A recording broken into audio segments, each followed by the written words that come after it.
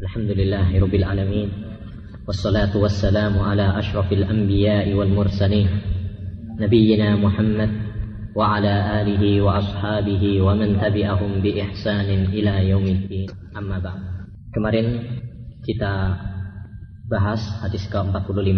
Salah satu yang kita bahas adalah di antara fawaid atau faedah hadis 45 adalah haramnya khiyal. Apa itu khiyal?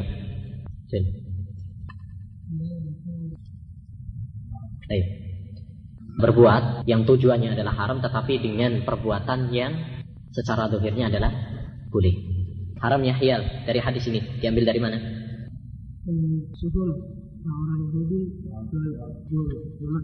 Nah, tatkala diharamkan bagi orang-orang Yahudi untuk menjual babi, mereka mengatakan kami tidak menjual babi. Yang kami jual adalah apa? Minyaknya. Nah, baik. Hadis 46. Bismillahirrahmanirrahim. Al-haditsu as-sadis wal arba'un. Hadis 46. An Abi Burdah an abihi Abi Musa al-Asy'ari. Dari Abu Burdah. An abihi, dari ayahnya. Abu Musa al-Asy'ari. Ayahnya ini namanya adalah Abu Musa al-Asy'ari. Jadi seorang anak yang bernama Abu Burdah meriwayatkan hadis ini dari bapaknya, yaitu Abu Musa al-Asy'ari. Dari sini dapat kita ambil satu faedah tentang istilah di antara istilah mustalah hadis, yaitu apa? Riwayatul abna'i anil aba. Dalam mustalah hadis ada satu istilah yaitu riwayatul abna anil aba. Riwayat seorang anak dari bapaknya. Apa contohnya? Contohnya hadis ini. Di mana Abu Burdah meriwayatkan dari ayahnya yaitu Abu Musa al-Asy'ari. Di sana juga ada istilah kebalikannya, riwayatul aba anil abna. Kalau ini agak aneh, yaitu riwayat seorang bapak dari anaknya. Ada juga, ada seorang bapak meriwayatkan dari anaknya. Sebagaimana seorang murid pada asalnya adalah meriwayatkan dari gurunya, tapi ada ya seorang guru meriwayatkan dari muridnya. Itu juga ada. Itu pembahasannya dalam mustalah hadis. Tapi yang dapat kita ambil faedah di sini yaitu apa? Riwayat seorang anak dari bapaknya. Contohnya apa? Contohnya adalah Abu Burdah meriwayatkan dari ayahnya yaitu Abu Musa al-Asy'ari. Contoh yang lain misalkan hadis Jibril. Itu adalah riwayat Ibnu Umar dari Umar bin Khattab.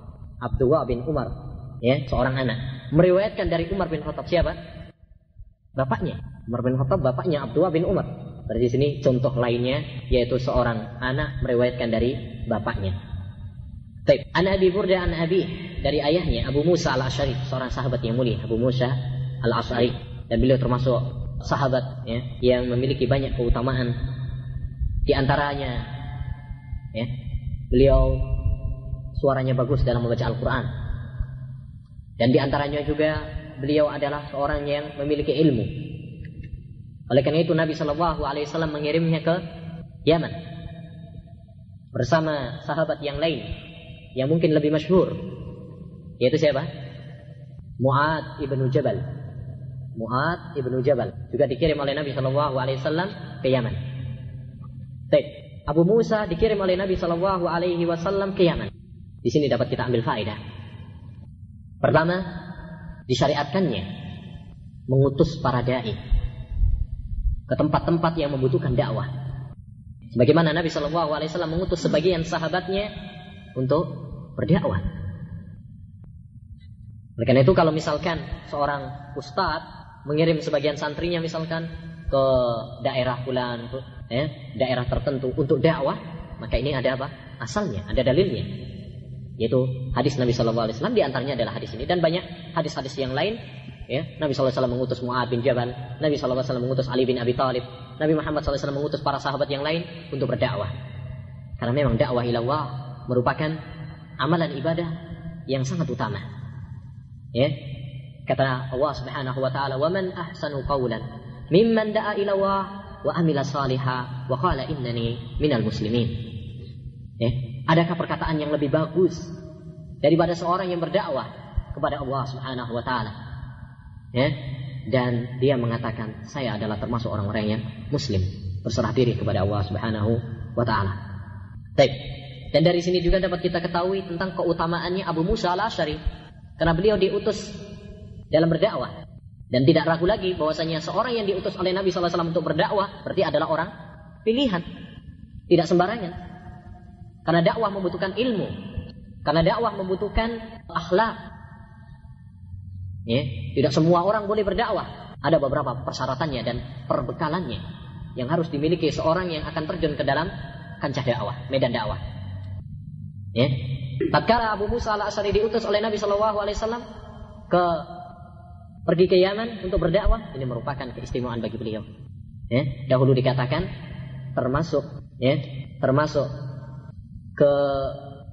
kecerdasan, tanda kecerdasan seorang yang mengutus adalah yang diutus. Artinya bagaimana? Kalau seorang itu mengutus orang yang jelek, wah ini bertanda adalah apa? Yang mengutus juga jelek. Kalau yang diutus adalah orang yang baik, berarti menunjukkan tentang apa? Baiknya orang yang mengutus. Sebagaimana orang bijak juga ada yang mengatakan, kalau kamu ingin tahu kedudukanmu, maka lihatlah ya, orang atasan menaruh di apa kerjaanmu. Ya. Kalau ada seorang yang dikasih pekerjaan, misalkan diberi amanat bagian-bagian yang penting, ini menunjukkan bahwasanya dia memiliki apa? Keistimewaan tertentu. Karena hal-hal seperti itu membutuhkan apa? Keistimewaan. Baik, dari sini juga dapat kita, dan ini penting ya ikhwani, faedah ini, bahwasanya seorang yang berdakwah ya, adalah seorang yang berilmu. Ini penting memberikan kepada kita cabang dari faedah ini adalah faedah yang lain, yaitu apa? Hendaknya seorang yang dai apabila berdakwah harus memiliki bekal ilmu. Enggak sembarangan, asal modal semangat, enggak punya ilmu, kemudian terjun dalam dakwah, ya, modal dengkul istilahnya. Ya. Dia ingin memperbaiki, tapi kalau tidak punya bekal ilmu, akhirnya apa? Merusak lebih banyak daripada memperbaiki. Oleh karena itu syarat bagi orang yang berdakwah ila Allah adalah apa? Ilmu, semampunya. Ya, tidak harus kita katakan wah harus seperti Ibnu Baz atau Ibnu Taimin, ya. Tapi yang dia sampaikan adalah ilmu yang dia ketahui. Enggak boleh dia kemudian berdakwah di luar kemampuannya. Allah Subhanahu wa taala berfirman, "Qul hadhihi sabili ad'u ila Allah ala basirah ana wa man ittaba'ani." Katakanlah inilah jalanku. Ya, saya berdakwah kepada Allah Subhanahu wa taala ad'u ila Allah ala basirah. Ala basirah di atas ilmu. Dari sini dapat kita ketahui kesalahan sebagian orang yang berdakwah tanpa ilmu, sehingga merusak lebih banyak daripada memperbaiki, berfatwa tanpa ilmu. Seperti yang sekarang banyak kita jumpai. Ya, banyak orang yang tidak memiliki ilmu, ya, mereka berdakwah jadi ustadz dadakan istilahnya. Kalau boleh istilah tersebut, istilah dadakan, istilah ustadz karbitan, istilah dan sebagainya. Ya, ini semuanya adalah tidak diperbolehkan karena berfatwa tanpa ilmu adalah dosa besar. Wala taqfu ma laysa laka bihi ilm. Innas sam'a wal basara wal fuad kullu ulaika kana anhu mas'ula. Jangan kamu berbicara tanpa ilmu. Karena pendengaran, penglihatan, hati dan anggota badan akan ditanya oleh Allah Subhanahu wa taala, diminta pertanggungjawaban di hadapan Allah Subhanahu wa taala. Oleh itu harus ilmu, penting. Kemudian ya, dari sini bahwa khabar ahad adalah hujjah. Khabar ahad, hadis ahad adalah hujjah. Apa maksudnya hadis ahad? Hadis ahad adalah hadis yang diriwayatkan oleh satu atau dua, ya, atau tiga. Enggak banyak, enggak sampai kepada derajat mutawatir. Ini adalah apa? Hujjah, boleh dijadikan pegangan. Walaupun hanya satu orang, kalau memang dia adalah orang terpercaya, maka apa? Boleh dia jadikan hujjah, boleh diambil. Kenapa? Karena Nabi SAW mengutus Abu Musa yang seorang diri, atau Mu'ad bin Jabal yang 2 orang. Dan ini dalam ilmu istilah hadis cuma berapa namanya? Ahad. Dan ini bisa dijadikan hujjah. Karena kalau disyaratkan harus 10 atau 20 misalkan, tentunya Nabi SAW nggak hanya mengutus 2 orang itu saja, ya kan? Tentunya mengutus beberapa rombongan. Apa yang saya maksud dengan faedah ini? Faedah ini adalah membantah sebagian faham, seperti faham Mu'tazilah, atau kalau antum pernah dengar firqah baru, Mu'tazilah baru, yang namanya Hizbut Tahrir, mereka memiliki pemahaman bahwasanya hadis ahad tidak bisa dijadikan hujjah dalam akidah. Dan akhirnya mereka tidak jadikan hujah. Katanya akidah itu harus dilandasi dengan mutawatir, hadis mutawatir. Ya. Dan ini adalah tidak benar. Pemahaman seperti ini adalah pemahaman dari orang-orang ahli filsafat, orang-orang ahli bid'ah yang ingin menolak hadis-hadis Nabi Muhammad sallallahu alaihi wasallam. Mereka membedakan antara hukum fikih dengan akidah. Kalau fikih boleh diambil, kalau akidah enggak boleh kecuali dilandasi dengan apa? Hadis-hadis yang mutawatir. Akhirnya mereka menolak hadis-hadis tentang siksa kubur. Mereka menolak hadis-hadis tentang turunnya Isa alaihissalam. Mereka menolak hadis-hadis tentang Dajjal dan sebagainya karena alasan apa? Hadisnya ahad, tidak mutawatir. Ini adalah argumen yang rapuh sekali. Kenapa? Saya tidak terlalu memperpanjang. Saya ingin memberikan dua dalil. Dalil yang pertama adalah hadis Nabi Muhammad SAW yang memerintahkan kepada seorang yang sholat pada tasahud akhir untuk membaca apa? Allahumma inni a'udzubika min adzabil qabr wa min fitnatil mahya wal mamat wa min fitnatil masiihid ad-dajjal. Di sini Nabi SAW memerintahkan kepada kita untuk berlindung dari azab kubur, ya, dan dari Dajjal. Ini masalah apa? Akidah. Dalam satu sisi hadis ini akidah, karena berkaitan tentang azab kubur dan berkaitan tentang Dajjal. Dalam sisi yang lain hadis ini adalah apa? Fikih. Karena doa yang dibaca pada tasahud akhir salat. Bagaimana mereka menanggapi hadis seperti ini? Mereka mengatakan, ya kita doa tapi jangan diimani.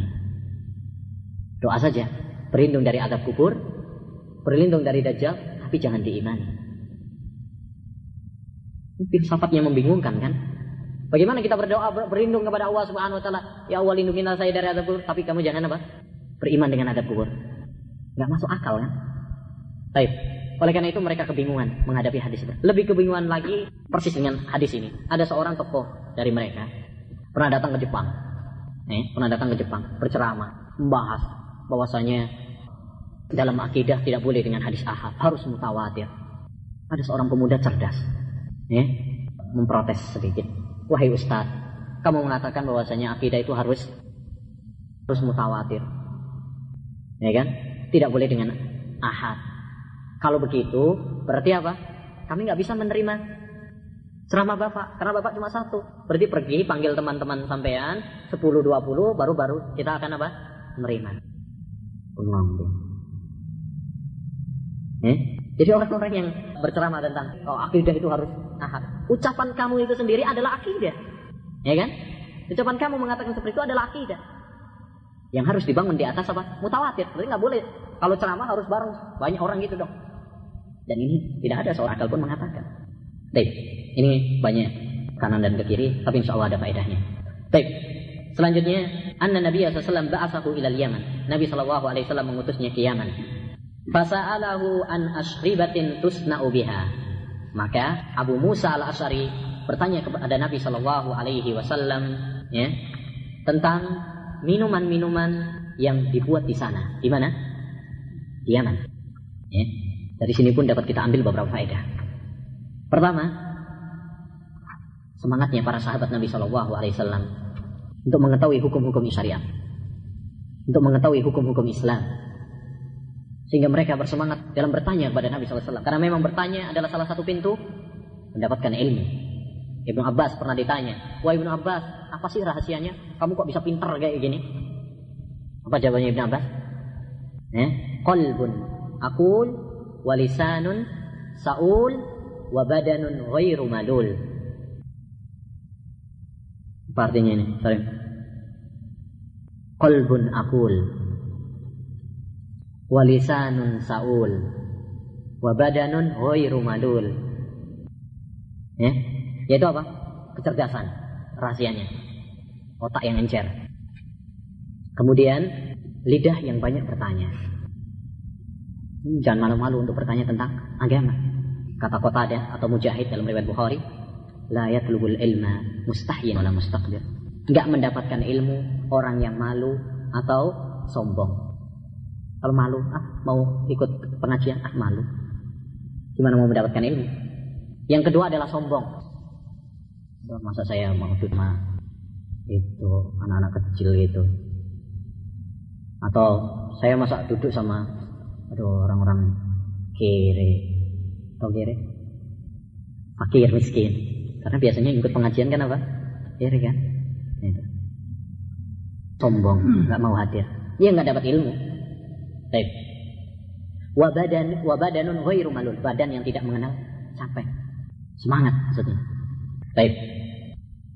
Kemudian dapat kita ambil faedah juga bahwasanya hendaknya seorang talibul ilm atau khususnya seorang dai untuk mengutamakan ya permasalahan-permasalahan yang dihadapi oleh masyarakat. Dari mana? Abu Musa al-Asy'ari di sini bertanya tentang minuman-minuman yang dibuat di Yaman. Ya, karena dia akan menghadapi mereka. Oleh karenanya, tadi kita ambil faedah apa? Hendaknya seorang talibul ilm atau seorang dai untuk mengutamakan permasalahan-permasalahan yang akan dihadapi masyarakatnya. Ya kan? Dia lihat di masyarakatnya apa sih yang paling penting, ya, yang paling banyak ditanya oleh masyarakatnya. Mungkin misalkan, oh masyarakat saya banyak di antara mereka yang masih suka ke dukun. Dia cari permasalahan tentang perdukunan. Ya. Untuk mengetahui, karena ini masyarakatnya membutuhkan ilmu tentang perdukunan. Apa hukumnya? Dia cari. Di masyarakat kita misalkan, bid'ah lebih banyak. Ya. Dia lebih tekuni, dia lebih pentingkan daripada ilmu-ilmu yang lainnya yang mungkin tidak ada di masyarakatnya. Ya. Di masyarakatnya mungkin misalkan kita mau membahas tentang permasalahan bumi itu mengelilingi matahari atau matahari mengelilingi bumi, nggak betapa penting di masyarakat, ya kan? Atau permasalahan tentang permasalahan fikih yang jelimet sekali, ilmu faraid misalkan, atau ilmu wasiat, ya itu penting. Tapi mana yang lebih penting? Ya, kita dahulukan mana permasalahan-permasalahan yang lebih dibutuhkan oleh umat kita. Nah ini maksud faedah yang saya sebutkan, paham ya? Jadi kita lebih memfokuskan kepada pembahasan-pembahasan atau materi-materi yang lebih dibutuhkan oleh masyarakat kita. Ya, semua permasalahan penting, tapi mana yang lebih dipentingkan? Misalkan, saya ambil contoh misalkan tentang masalah haji sama masalah kurban misalkan. Mana yang lebih penting di masyarakat kita? Kurban atau haji?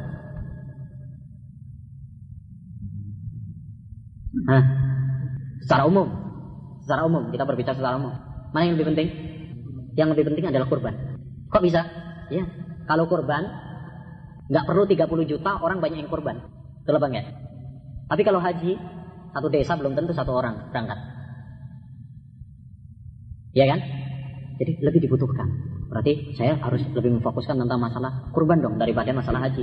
Kalau haji, ya kalau di sini, kalau masyarakat sini, haji lebih diutamakan. Karena mereka sering berhadapan dengan haji kan gitu. Atau kalau mereka memang misalkan tinggal di orang-orang yang biasa berangkat haji umroh, ya berarti lebih memfokuskan masalah apa? Haji. Maksud saya di sini adalah fokuskan, pentingkan permasalahan-permasalahan yang dibutuhkan masyarakatmu. Oleh karena itu Imam Ahmad rahimahullah taala tatkala beliau ke Kufah atau Basrah, Baghdad, beliau selalu membawa apa? Selalu membawa kitabul ashribah, kitab tentang minuman. Kenapa? Wah Imam, kok ditanya oleh beberapa orang, wah Imam, kenapa kamu kok selalu membawa kitabul ashribah? Kata Imam Ahmad rahimahullah taala, karena ini sekarang yang dibutuhkan. Karena di kota Baghdad, para ulamanya banyak membolehkan minuman yang tidak terbuat dari anggur, ya, kalau cuma sedikit, tidak memabukkan. Gitu kan? Orang-orang Kufah, orang-orang Basrah rata-rata membolehkan. Oleh karena itu Imam Ahmad ingin memberantas pemahaman itu. Jadi seorang yang cerdas adalah seorang yang memfokuskan permasalahan-permasalahan yang dibutuhkan oleh masyarakatnya. Dan kita tahu masing-masing lebih tahu tentang apa yang dibutuhkan oleh masyarakatnya, ya kan? Berbeda-beda loh ya masyarakatnya, berbeda. Ada mungkin yang masyarakatnya alhamdulillah masalah akidah sudah tahu, berarti permasalahan yang lainnya mungkin. Ada yang soal kuburan ini paling aneh. Ya, kembali kepada apa? Masyarakat masing-masing. Tapi secara umum, akhwani, ada dua materi yang saya tekankan kepada kalian semuanya untuk mempelajarinya. Yang pertama adalah akidah, tauhid. Ya, di masyarakat kita masih banyak orang yang tidak tahu tentang akidah dan tauhid yang benar. Masih banyak mereka yang terjatuh dalam kesyirikan. Ya, masih banyak mereka melakukan kemungkaran-kemungkaran, kebid'ahan, khurafat. Yang kedua, yaitu permasalahan fikih. Fikih ini juga penting. Sering ditanya masalah sholat. Kalau lagi Ramadan masalah apa? Puasa. Ya. Kemudian masalah wudu, masalah jual beli, masalah pernikahan. Ini biasanya sering apa? Ditanya. Nah, itu dua materi ini sangat apa? Penting untuk kita untuk lebih mementingkan. Adapun misalkan usul hadis, memang ada orang tanya usul hadis atau usul fikih misalkan, atau nahwu sorof. Ada bapak-bapak tanya tentang nahwu sorof. Betul, semua itu penting. Tapi sekali lagi saya tekankan ini, mana yang lebih penting? Al-aham fal aham. Baik. Faqala, maka Nabi SAW, ma hiya? Apa sih minuman tersebut? Ya, minuman tersebut. Di sini dapat kita ambil faedah bahwasanya seorang mufti, seorang yang akan berfatwa, ya, hendaknya apa? Memperjelas gambaran pertanyaan. Qaidah mengatakan al-hukmu 'ala syai'i far'un an tasawwuri. Menghukumi sesuatu itu adalah cabang dari kita menggambarkannya. Artinya, kalau ada pertanyaan yang datang kepada kita, gambarkan dulu permasalahannya bagaimana secara jelas. Baru kemudian apa? Hukumi. Kalau ada yang bertanya misalkan, ada bulan, misalkan, kemudian kredit misalkan, begini. Gambarkan dulu permasalahannya. Oh, masalahnya begini. Jangan tergesa-gesa untuk apa? Menjawab. Pahami pertanyaan secara bagus, baru kemudian apa? Menjawab. Cari dalilnya. Ya. Kemudian apakah dalil tersebut cocok dengan pertanyaan? Seorang mufti hendaknya memperhatikan 3 hal tadi. Yang pertama adalah menggambarkan masalah. Yang kedua mencari dalil. Yang ketiga adalah apakah dalil tersebut cocok dengan permasalahan ataukah tidak. Paham ya? Jadi kalau ada pertanyaan misalkan, langkah yang pertama adalah apa? Menggambarkan masalah. Fahami permasalahan, fahami pertanyaan. Fahmus soal, nisful jawab. Memahami pertanyaan adalah setengah jawaban. Itu yang pertama. Yang kedua setelah gambarannya begini jelas. Langkah kedua apa? Cari dalil tentang permasalahan ini. Adakah Al-Quran, hadis, atau asar para sahabat tentang permasalahan ini? Oh, ada. Ini. Dalam Al-Quran begini-begini, dalam hadis begini-begini. Baik, kita jumpai hadis, kita jumpai Al-Quran. Baik. Langkah yang ketiga, kita lihat dulu. Dalil ini cocok enggak untuk dipasang ke permasalahan tersebut? Ada dalilnya sahih, tapi kemudian dipasang ke permasalahan enggak cocok. Ada misalkan orang tanya, "Ustaz, apa hukumnya sholat sambil duduk?" Jawabnya, "Kullu mukirin homron." Dalilnya sahih apa enggak? Sahih. Tapi nyambung enggak antara pertanyaan dengan jawaban? Enggak nyambung. Coba sembung akhirnya. Nah, di sini. Jadi apa? 3 hal itu perlu diperhatikan. Baik, oleh karena itu Nabi SAW di sini bertanya dulu, nah iya, apa itu? Tasabut. Nah, untuk memperjelas gambarannya. Qala, kata Abu Musa al-Asy'ari, al-bid'u wal mizru. Al-bid'u wal mizru. Apa al-bid'u wal mizru? Enggak jelas juga. Akhirnya ditanyakan kepada Abu Burda. Faqila li Abi Burda. Maka dikatakan kepada Abu Burda, al-bid'u wal mizru, kan kita enggak paham ya kan? Apa sih al-bid'u wal mizru? Rawi juga enggak paham. Akhirnya tanya kepada Abu Burda. Ya, dikatakan kepada Abu Burda, "Wa mal bid'u?" Apa itu bid'u? Ya, qala nabidul asl wal mizru nabidus syair. Ya, kata Abu Burda, faqila li Abi Burda, "Wa mal bid'u?" Perhatikan di sini. Yang ditanya cuma apa? Al-bid'u. Tapi jawaban qala nabidul asl wal mizru nabidus syair. Yang ditanya cuma bid'u. Tapi Abu Burdan jawabnya berapa? 1 apa 2? 2. Wa mal bid'u, jawab beliau, nabidul asl. Nabidul asl itu semacam toa yang terbuat dari apa? Madu. Sebenarnya cukup atau tidak? Karena pertanyaannya cuma al bid'u. Cukup sebenarnya. Tapi Abu Burda menambahkan, wal mizru nabidus syair. Adapun mizr itu adalah nabidus syair. Ya, toa yang terbuat dari gandum. Sini dapat kita ambil faedah bolehnya seorang yang berfatwa untuk menambah jawaban dari pertanyaan. Ya, karena di sini Abu Burda ditanya cuma al-bid'u, tetapi beliau menambahkan al-mizru juga, diterangkan juga. Sebagaimana Nabi SAW pernah ditanya oleh seorang sahabat tentang air, ya, tentang air laut, apakah suci ataukah tidak? Apa jawab Nabi? Huwa tahuru ma'uhu. Apa sampai di situ? Ya. Wal hillu maitatuhu. Ya, air laut itu adalah suci airnya dan halal bangkainya. Ditanya cuma air doang, tapi jawabnya Nabi ditambahin dengan apa? Bangkainya juga halal. Paham? Maksudnya? Jadi boleh nambahi dari pertanyaan. Itu boleh. Makanya itu satu hal yang penting juga saya sampaikan. Syekhul Islam Taimiyah rahimahullah taala. Beliau kalau baca fatwa beliau, maju fatwa misalnya, pertanyaan itu sedikit tapi beliau nyasar kemana mana. Tambahin sana, tambahin sini. Akhirnya banyak soal yang mengkritik beliau. Itu orang kalau jawab, ya, maunya pertanyaannya mana jalan ke Mekah, dia nyasar ke sana dulu, baru ke Mekah. Padahal bisa langsung ke Mekah. Ini enggak, nyasar ke sana dulu. Yakni apa? Dia itu kalau ditanya tentang satu permasalahan kemana-mana dulu. Baik. Kritikan ini pernah disampaikan kepada Ibnul Qayyim rahimahullah, muridnya. Ya. Dan beliau menjawab, apa beliau menjawab? Bal hadza min judihi rahimahullah. Ya. Ini malah menunjukkan kedermawannya beliau, enggak pelitnya beliau terhadap ilmu. Ditanya tentang itu tapi enggak, jawabnya banyak. Itu malah menunjukkan beliau dermawan. Karena dermawan itu bukan hanya sekedar harta, tapi mencakup juga apa? Ilmu. Orang yang tidak punya ilmu tapi enggak menyampaikan, bakhil. Ya, namanya bakhil. Kemudian beliau membawakan hadis tadi. Jadi tahu sekarang al-bid'u wal mizru itu toa yang terbuat dari apa? Madu. Kalau mizru terbuat dari apa tadi? Gandum. Jadi direndam begitu ya, direndam sampai nanti jadi toa gitu, nanti diminum, bikin bisa teler, ya, bikin orang nggak ingat dunia. Nah itu akhirnya Nabi SAW mengatakan apa? Kullu miskirin khamrun. Kata Nabi SAW, pokoknya kaidahnya kullu muskirin haram. Setiap yang memabukkan hukumnya haram. Nggak tahu apakah bid'u atau mizru atau susu, ya. Yang penting kalau itu memabukkan maka hukumnya apa? Haram. Ada susu juga memabukkan dosa. Pokoknya memabukkan. Ini Nabi SAW di sini memberikan kaidah umum. Akhirnya di sini dapat kita petik faedah juga.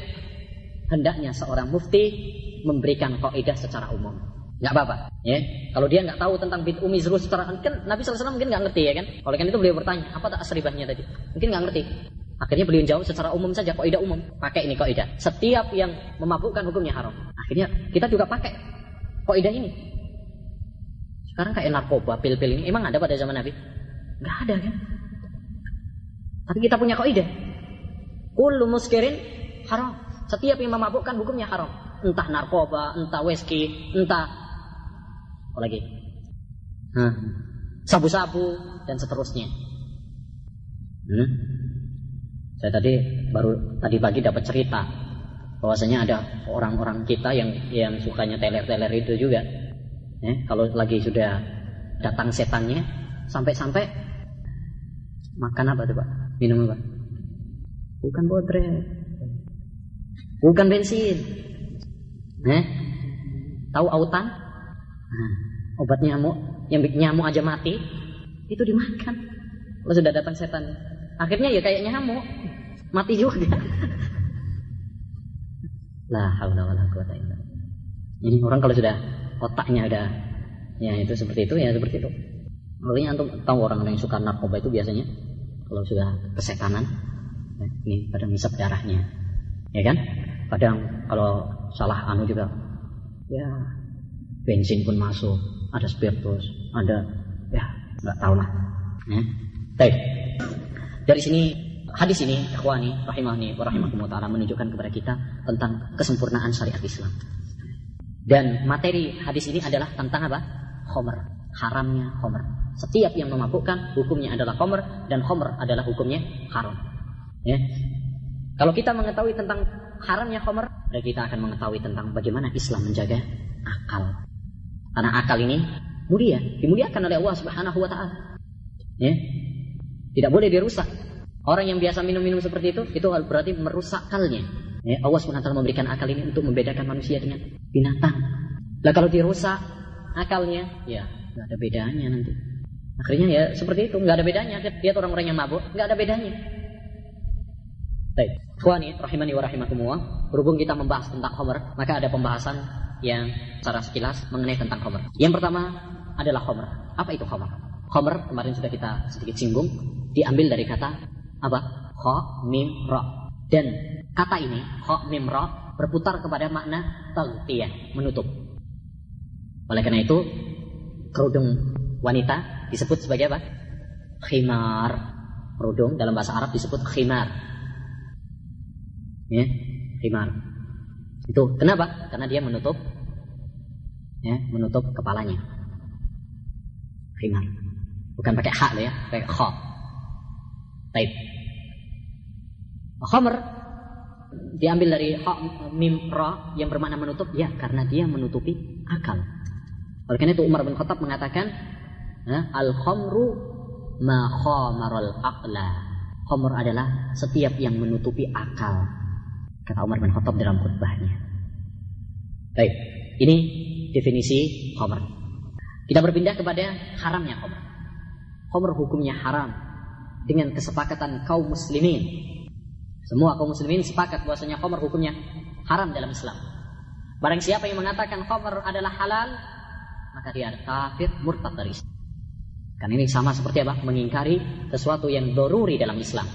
Sama seperti mengatakan zina adalah halal misalkan, atau mengatakan haji adalah enggak wajib misalkan, atau sholat 5 waktu tidak wajib. Apa hukumnya? Dari Islam. Sama seperti ini, karena ini minat daruriyah, sesuatu yang diketahui oleh semua orang, enggak sekolah aja tahu. Ya, baik. Apa dalilnya? Dalilnya banyak sekali. Saya ambil di sini beberapa saja. Al-Quran, hadis, dan kesepakatan kaum muslimin. Dari Al-Quran Allah Subhanahu wa taala mengatakan, innamal khamru wal maisiru, ya, wal ansabu, innamal khamru wal maisiru wal ansabu wal azlam rijsum min amali syaitan fajtanibuhu la'allakum tuflihun. Surat Al-Maidah ayat 90. Wahai orang-orang yang beriman, sesungguhnya khamr, kemudian maisir. Apa maisir? Perjudian.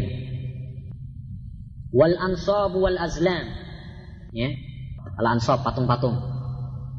Wal azlam, azlam itu ya sama saja sebenarnya, teka-teki. Ya.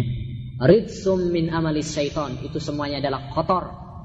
Min amalis syaitan, dari perbuatan setan. Fajtanibuh, maka tinggalkanlah, jauhilah, la'allakum tuflihun, niscaya kalian bahagia, beruntung. Ini ayat yang pertama yang menunjukkan kepada kita tentang haramnya khamr. Perhatikan ayat ini secara baik. Ayat ini dimulai oleh Allah Subhanahu wa taala dengan panggilan ya ayyuhalladzina amanu, wahai orang-orang yang beriman. Dan kalau ada satu ayat yang didahului dengan ya ayyuhalladzina amanu, maka pasang telingamu. Sebagaimana kata siapa? Abdullah bin Mas'ud. Idza sami'ta Allaha yaqul ya ayyuhalladzina amanu fa'ar'iha sam'ah. Kalau Allah mengatakan ya ayyuhalladzina amanu, maka pasang telingamu baik-baik, ya. Kenapa? Karena kelanjutan dari ayat tersebut, imma khairun tu'maru bihi wa imma syarrun tunhaan. Ada dua kemungkinan. Kemungkinan adalah kebaikan yang kamu diperintahkan untuk melakukannya, atau kejelekan yang kamu diperintahkan untuk menjauhinya. Ayat ini dimulai oleh Allah Subhanahu wa taala dengan panggilan ya ayyuhalladzina amanu, untuk menunjukkan bahwa konsekuensi dari keimanan adalah meninggalkan khamr. Kalau kamu memang benar-benar beriman kepada Allah Subhanahu wa taala, tinggalkan apa? Khamr. Baik. Kemudian kata Allah Subhanahu wa taala, sesungguhnya khamr, jelas, al-maisir, ya, judi. Aduh, sekarang udah banyak judi. Bukan hanya kelas abang becak, tapi apa? Ke dunia, bahkan ada judi internasional. Baik.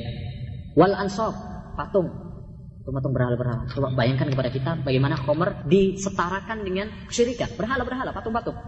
Menunjukkan bagaimana kejinya. Rijsum min amali syaitan, kotor, najis, sekalipun di sini Bu najisnya najis maknawi ya, bukan najis beneran. Artinya kalau kita kena khamr berarti harus dicuci. Jumhur ulama, mayoritas ulama mengatakan khamr itu najis. Tapi pendapat yang benar bahwasanya maksud kotor di sini bukan najis. Najis benar najis, tapi najis maknawi. Seperti halnya berhala. Berhala itu najis. Tapi kalau kamu misalkan ngusap berhala, apakah kamu berarti kena najis? Taib. Hal yang menunjukkan bahwasanya najisnya di sini adalah najis maknawi, ya, bukan najis beneran yang hissi. Diteruskan oleh min amali syaitan, dari perbuatan setan. Dan kalau perbuatan itu dari setan, menunjukkan saking buruknya. Karena setan nyuruhnya apa? Nyuruhnya kejelekan. Nggak pernah setan itu namanya nyuruh baik. Fajtanibu. Kemudian baru setelah Allah menyebutkan kerusakan-kerusakan khamr, fajtanibu. Tinggalkan, jauhi. Tapi Allah nggak mengatakan fatruku ya di sini. Tinggalkan ya, jauhi. Artinya khamrnya di timur, kamunya di barat. Kata ijtanaba itu lebih kuat daripada sekedar utruku, tinggalkan saja. Kalau utruku tinggalkan mungkin cuma dekat itu aja kamu sudah meninggalkan kan gitu. Tapi kalau ijtanibu menjauh, jauh. Dianya di sana, saya di sini. Itu namanya ijtanibu. La'allakum tuflihun. Niscaya kalian akan beruntung. Kalau kamu beruntung, tinggalkan apa? Kalau kamu ingin beruntung, tinggalkan khamr dan sebagainya tadi. Dari hadis jelas, hadis yang ini sudah kita jelas. Kullu muskirin haram, jelas. Dan adapun ijma, para ulama telah bersepakat tentang apa haramnya khamr. Permasalahan yang kedua adalah tentang marhalah haramnya khamr. Khamr diharamkan oleh Allah Subhanahu wa taala melalui beberapa tingkatan ya, enggak langsung gebrak haram, enggak. Karena kita tahu orang-orang jahiliyah dulu sangat senang minum khamr. Kalau langsung diharamkan, nah, akhirnya Allah Subhanahu wa taala bertahap mengharamkannya. Enggak langsung. Ya. Pertama Allah Subhanahu wa taala mengatakan, turun ayat yang pertama, yas'alunaka 'anil khamri wal maisir qul fihi ma itsmun kabir wa manafi'u lin-nas. Mereka bertanya kepadamu tentang khamr dan perjudian, katakan, ya, pada keduanya itu ada keburukan, ada kebaikannya, manfaatnya, tapi ada keburukannya dan keburukannya lebih banyak. Tegas haram di sini? Belum. Cuma mengatakan pada khamr itu emang ada manfaatnya tapi keburukannya lebih banyak. Yang kedua, Allah Subhanahu wa taala tingkatan yang kedua adalah melarang mereka untuk mendekati salat kalau dalam keadaan mabuk, enggak boleh. Kalau kamu mabuk jangan salat. La taqrabus shalah wa antum sukara. Jangan mendekati salat kalau kamu lagi mabuk. Akhirnya orang kan mikir, ya. Kalau misalkan mau maghrib misalkan, mau minum, mikir juga. Sebentar lagi apa? Isya. Mau duhur, ke asar dekat, akhirnya enggak. Bertahap lagi kan gitu. Setelah itu hati manusia sudah siap untuk diberikan keharaman, langsung turun ayat Allah, innamal khamru wal maisir wal azlam dan seterusnya. Rijsun min amali syaitan fajtanibuhu la'allakum tuflihun. Akhirnya apa? Karena mereka sudah bertahap, ya, dan mereka sudah kuat, siap untuk mentaati perintah Allah Subhanahu wa taala. Akhirnya apa? Langsung.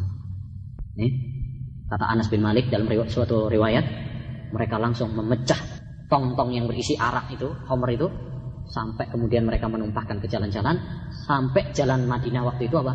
Banjir khamr. Dan di sini menunjukkan kepada kita bagaimana ketaatan, kepasrahan para sahabat Nabi sallallahu alaihi wasallam. Turun ayat yang mengharamkan, langsung. Sebagaimana para wanitanya juga, turun ayat jilbab, langsung mereka apa? Kayak jilbab. Enggak kayak sekarang. Tahu dengar pengajian, oh haram, ohnya dulu, ntar sudah lupa lagi. Baik. Kemudian yang terakhir yang ingin saya sebutkan di sini adalah kerusakan-kerusakan khamr. Khamr memiliki banyak kerusakan, dan itu merupakan hikmah disyariatkannya khamr. Banyak sekali kerusakannya. Kalau mau disebutkan satu persatu, ya banyak sekali. Nggak mungkin, waktu sudah mepet. Tuh. Tapi saya sebutkan sedikit aja. Yang pertama kita tinjau dari agama, dari segi agama. Khamr melalaikan dari zikir kepada Allah Subhanahu wa taala. Telah ya? Kata Allah Subhanahu wa taala, "Innama yuridu syaitan ayyuki bainakumul adawah." Yasudukum an dzikrillah wa yuqi bainakumul adawah wal baghdha. Ya. Sesungguhnya setan itu menginginkan dengan khamr dan perjudian tadi untuk mencegah kalian dari zikir kepada Allah SWT. Orang kalau sudah biasa minum, nenggak istilahnya, atau sudah biasa judi, gimana mau sholat? Gimana mau zikir kepada Allah SWT? Dia sibuk mikirin apa? Khamrnya. Dia sibuk memikirkan judinya. Baik. Kemudian wayuki abainakumul adawal baghdha. Yang pertama adalah melalaikan dari zikir kepada Allah SWT. Yang kedua adalah minum nanah orang penghuni neraka. Bagaimana disebutkan dalam hadis. Ya. Orang yang minum khamr di dunia, maka besok nanti akan diberi minuman oleh Allah SWT nanah dari penduduk neraka. Kemudian juga kerusakannya juga dari segi agama. Orang yang minum khamr di dunia, maka dia tidak akan minum nanti di akhirat. Tidak akan minum di akhirat. Baik. Di antara kerusakannya juga dari segi agama, yaitu Allah Subhanahu wa taala tidak menerima sholatnya selama berapa? 40. Nggak tahu 40 hari apa 40 bulan atau 40 tahun. Yang penting 40. Tidak diterima oleh Allah Subhanahu wa taala. Apakah tidak sah? Sah, tapi nggak dikasih pahala. Itu maksudnya. Baik. Di 40 di situ maksudnya adalah tidak mendapatkan pahala, tapi dia tetap sah. Oleh karena itu, setelah 40 dia nggak disuruh mengqadha lagi. Kalau kita katakan tidak sah kan berarti harus apa? Mengqadha lagi. Tetap sah, tapi dia sia-sia, nggak mendapatkan apa? Pahala. Itu maksudnya.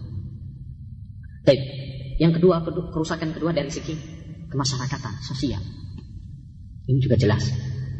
Satu, membuat permusuhan. Sekarang berapa banyak permusuhan, bahkan mungkin pembunuhan yang terjadi karena khamr. Wis mabuk, pulang gentayangan, udah ada temannya, mungkin disikat sama dia, dibunuh. Ada pulang mabuk, tokoh orang dirampas, dipecahin. Banyak kan kasus seperti itu? Ini merusak. Baik. Kemudian juga diantaranya merusak rumah tangga. Ini juga kenyataan. Pulang mabuk-mabuk, istri datang lagi tampar, nggak berasa, kan? Anak dilalaikan, banyak kasus. Bahkan waliyadzubillah ya, di koran Lebanon pernah diceritakan ada seorang pemuda malam datang, namanya juga mabuk, maksa ibunya untuk waliyadzubillah, tahu sendiri ya maksudnya. Nggak mau kan ibunya, dipaksa. Mau atau saya bunuh. Ini orang udah nggak waras. Akhirnya karena ibunya, daripada dibunuh. Pagi-pagi sadar ibunya sendiri, waliyadzubillah. Akhirnya ambil bensin, masuk ke kamar mandi, bunuh diri, bakar. Baik. Kemudian sebenarnya yang lainnya adalah pemborosan harta. Beli itu berapa? Narkoba berapa, Wud? 1 kilo.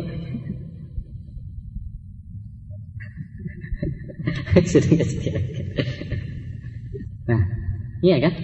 Mahal itu. Saya nggak pernah beli ya, cuma kayaknya mahal. Baik. Ya. Kemudian yang kedua juga penyebab kriminal. Ya, sekarang banyak kriminal karena disebabkan apa? Mabuk ini. Banyak kriminal disebabkan ini. Satu contoh tadi aja, satu contoh itu. Belum tadi kerusakan, membunuh, merusakan, mencuri. Rata-rata adalah dari ini. Bahkan ada orang yang sengaja, ya.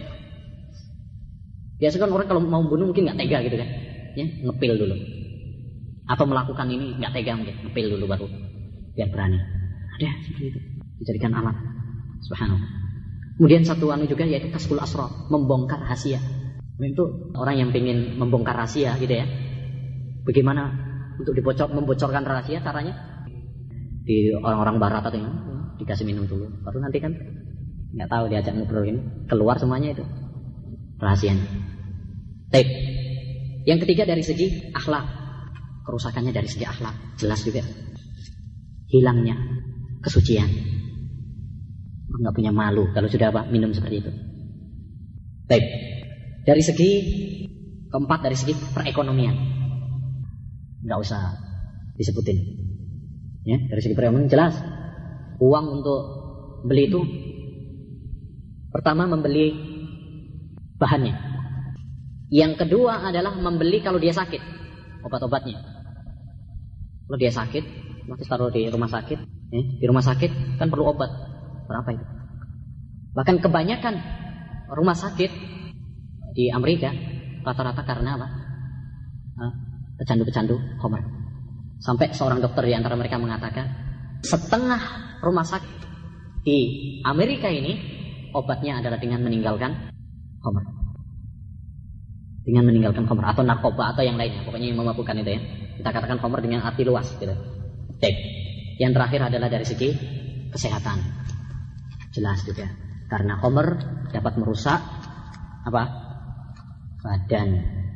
Hanya lihat wajahnya orang yang biasa minum seperti itu kelihatan kayak tengkorak. Gitu kan? Itu dari wajahnya. Belum lagi dari sininya. Itu kan panas itu. Dapat merusak lambung, dapat merusak usus dan sebagainya. Dari segi kesehatan semua dokter, bukan hanya dari muslim saja, dari kafir pun mereka mengakui bahwasanya pada khamr terdapat apa? Kerusakan kesehatan. Demikian yang dapat saya sampaikan, kurang lebihnya saya mohon maaf. Dan maaf saja juga tidak ada pertanyaan. Kalau yang mau tanya sambil jalan, subhanaka wa bihamdika asyhadu an la ilaha illa anta astaghfiruka wa atubu ilaik.